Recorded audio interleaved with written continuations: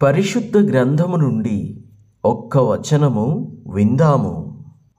యెషయా గ్రంథము 62వ అధ్యాయము 3వ వచనము. నీవు యెహోవా చేతిలో భూషణ కిరీటముగాను నీ దేవుని చేతిలో రాజకీయ మకుటముగాను ఉందువు. దేవునికి స్తోత్రం. నీ దేవుని చేతిలో నీవు కిరీట భూషణముగా ఉండబోతున్నావట. అంటే దేవునికి నువ్వెంతో ప్రియమైన బిడ్డగా ఉండబోతున్నావు. రాజకీయ మకుటముగా కూడా నీవు ఉండబోతున్నావు. అంటే నీవు నాయకుని లక్షణాలను, నాయకురాలి లక్షణాలను పొందుకోబోతున్నావు. నాయకుడు ఎలా నడిపిస్తాడో, నాయకురాలు ఎలా నడిపిస్తుందో అలాగున నీవు అవ్వబోతూ ఉన్నావు. దేవునికి ప్రియమైన బిడ్డగా కిరీటము, భూషణ కిరీటముగా నీవు ఉండబోతున్నావు. దేవుడు నిన్ను ఆశీర్వదించబోతున్నాడు.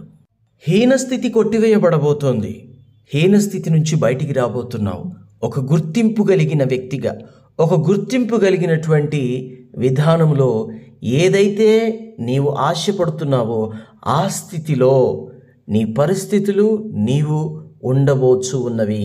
నమ్మితే, విశ్వసిస్తే దేవుడు చెయ్యగలుగుతాడు. నీ నమ్మిక చొప్పున నీకు జరుగునుగాక. ఆమేన్.